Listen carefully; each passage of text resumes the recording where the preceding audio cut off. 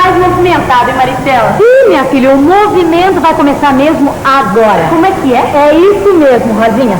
Nas duas primeiras teleaulas, a gente conheceu um pouco melhor o universo da física e algumas unidades que são usadas nessa ciência, principalmente em um dos seus ramos, a mecânica. Isso. Então, hoje, a gente vai começar a estudar uma das partes da mecânica.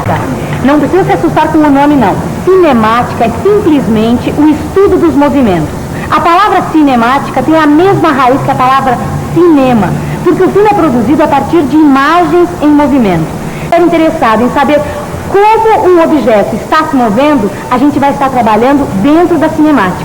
Então a gente vai estudar a velocidade dos objetos, sua aceleração, a posição que vai ocupar em determinado instante, essas coisas. Exatamente. Então por isso que você disse, o movimento vai começar agora.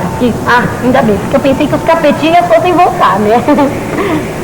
Nessa teleaula você vai ver o que são sistemas de referência ou referenciais, o que é velocidade média e movimento retilíneo uniforme. E vai ver qual a função horária da posição para esse tipo de movimento. O que você está fazendo? Deixa eu terminar que eu já explico. E bola pra frente que a nossa teleaula está começando.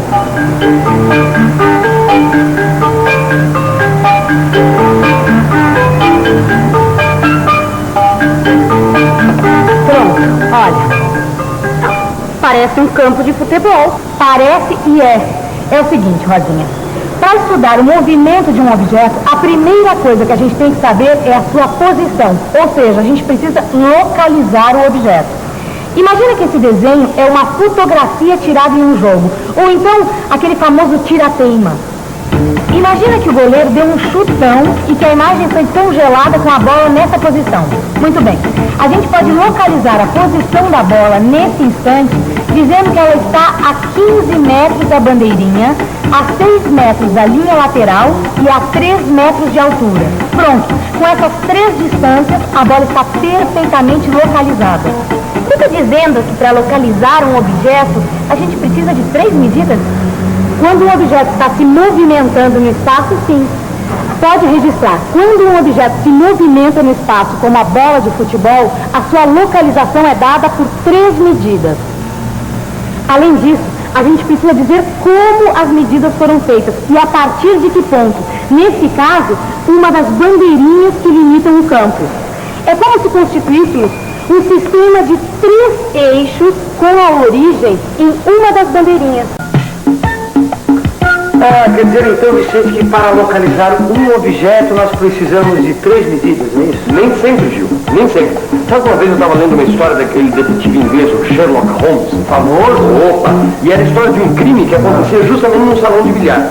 E ele estava preocupado que ninguém mexesse na bola branca, porque ali podiam estar as impressões digitais do criminoso. Peraí, Vicente, peraí. Você está querendo dispersar o assunto. Nós estamos falando sobre localização de objetos. Calma, nós vamos chegar lá. Para garantir que ninguém mexesse na bola branca, o que ele fez? Vamos imaginar que a bola estivesse parada nessa posição aqui. Então, ele escolheu uma caçada, no caso essa, e marcou essa distância aqui, ó. Tá vendo? E depois marcou essa outra distância. Desse jeito, a posição da bola ficou perfeitamente localizada. Eu acho que eu já sei onde você está querendo chegar. O objeto se movimenta por uma superfície plana como essa aqui da mesa de bilhar. Traz apenas 2 medidas para a localização dele. Meu caro Gil. Então, guarde sempre essa regra. Movimentações no espaço, medidas para localização. No plano, como essa mesa de bilhar, apenas 2 medidas. 3 medidas, 2 medidas. Será que existe algum tipo de movimento que precise só de uma medida para localizar o objeto? Por favor, cidadão, você saberia me responder qual o movimento que faz o pistão de um automóvel? Para cima ou para baixo? O movimento para cima e para baixo, né? Já que ele faz esse movimento para cima e para baixo ao longo de uma reta, quantas medidas a gente precisa para determinar a localização desse pistão num determinado instante? Acho que uma. É isso mesmo. Para localizar um ponto B marcado no pistão, a gente só precisa de uma medida. Por exemplo, a sua distância até a base do cilindro. Para resumir toda essa história é o seguinte: para a gente localizar um corpo no espaço, num plano ou ao longo de uma reta, a gente utiliza na física os chamados sistemas de referência ou referenciais. É muito simples, dá só uma olhada. No exemplo da bola de futebol, o sistema de referência ou referencial é formado por 3 eixos perpendiculares que partem de um ponto zero escolhido, no caso, a bandeirinha. Esses 3 eixos podem ser entendidos como 3 réguas e com a ajuda delas podem ser medidas as 3 distâncias que determinam a localização da bola. No caso da superfície plana, como a mesa de bilhar, o referencial é formado por apenas 2 réguas ou 2 eixos. O ponto zero de origem aqui é a caçapa marcada, ou seja, com 2 medidas podemos localizar a bola de sinuca. Por último, temos o caso do pistão. O referencial aqui é uma reta e o ponto de origem é a base do cilindro. Basta uma medida para localizar a posição do pistão. E a gente vai começar nosso estudo dos movimentos com uma situação bem simples. Veja, aqui nós temos um tubo cheio de óleo de cozinha. Aqui na frente tem uma escala graduada em centímetros. Bom, com a ajuda dessa seringa aqui embaixo, nós vamos introduzir uma gota de uma mistura de água, álcool e corante dentro do tubo. Como a densidade dessa mistura é menor do que a densidade do óleo, a gota vai subir. E é o movimento dessa gota que a gente vai estudar. E para isso, a gente conta com a ajuda da nossa fotógrafa oficial, a Rosinha.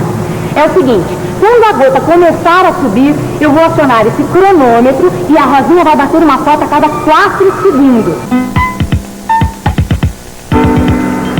Isso, olha só o resultado. Na primeira foto, a gota estava na posição 18. Na segunda, 22.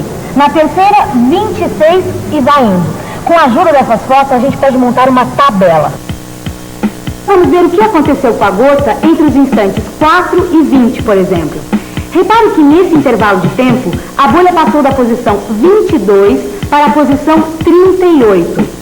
Quer dizer, a gota se deslocou 16 centímetros, que é o resultado de 38 menos 22. Só que entre os instantes 4 e 20, passaram 16 segundos, que é o resultado de 20 menos 4. Ou seja, a gota percorreu 16 centímetros em 16 segundos. E como a marcha da gota é sempre a mesma, a gente pode dizer que a sua velocidade foi de 1 centímetro por segundo. Essa foi a sua velocidade média. Dá só uma olhada. A velocidade média é definida como sendo deslocamento sobre o tempo. O deslocamento é dado pela diferença entre posições, x2 menos x1.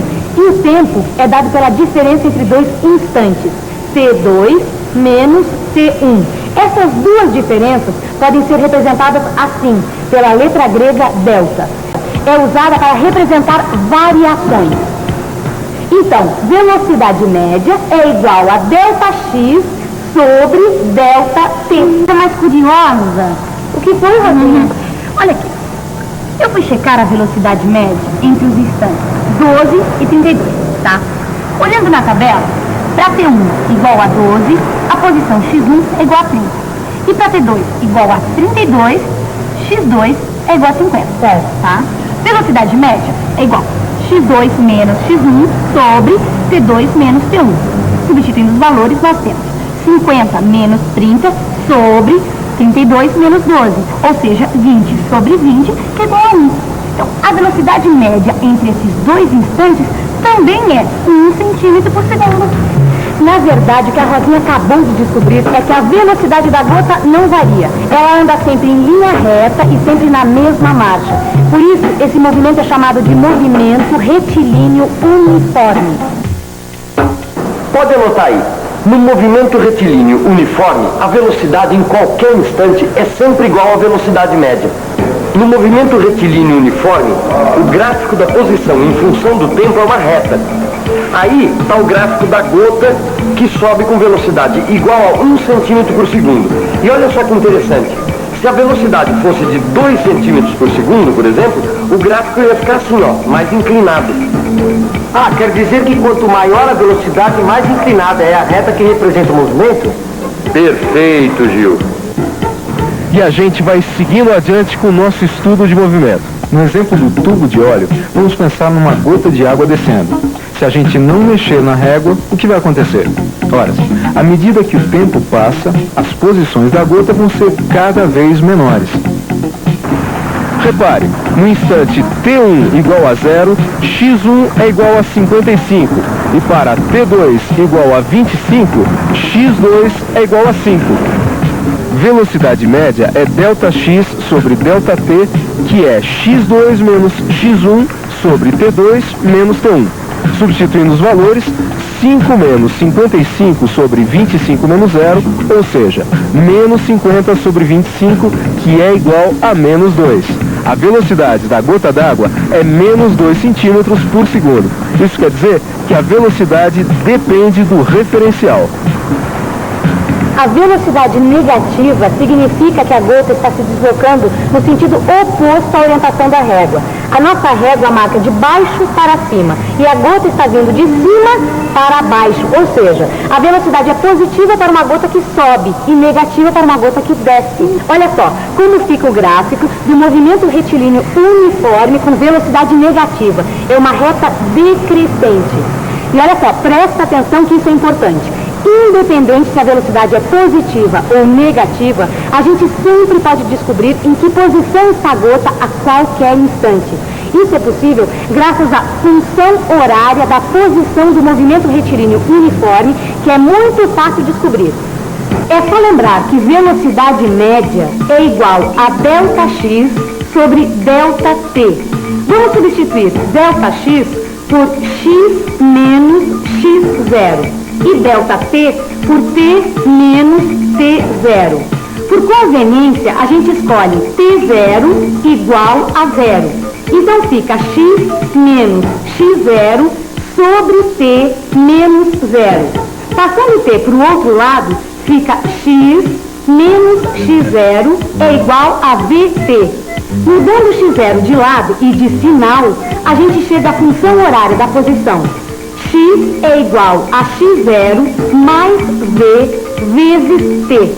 Então, a função horária da posição fica assim. X igual a 55 menos 2 vezes T. Eu quero checar essa tal de função horária no caso da gota caindo. Eu quero descobrir onde a gota vai estar quando T for igual a 12 segundos. Substituir o valor de T na função. Então fica assim. X é igual a 55 menos 2 vezes 12. 55 menos 24, que dá 31. Então, aos 12 segundos, a posição da gota é 31 centímetros. É isso aí, Rosinha. Você também pode fazer o contrário. Descobrir que instante está a gota na posição X igual a 40. Veja comigo, né? Bom, enquanto a Rosinha faz essas contas, que tal dar uma boa revisada em tudo que a gente aprendeu hoje? E atenção, se liga aí que é hora da revisão. Na aula de hoje, você aprendeu que para estudar o movimento, é preciso localizar o objeto. E viu que isso pode ser feito com 3, 2 e até mesmo uma medida, dependendo do caso. Aprendeu que a física localiza os objetos no espaço, no plano ou ao longo de uma reta, através de sistemas de referência ou referenciais. Você aprendeu o que é velocidade média e movimento retilíneo uniforme.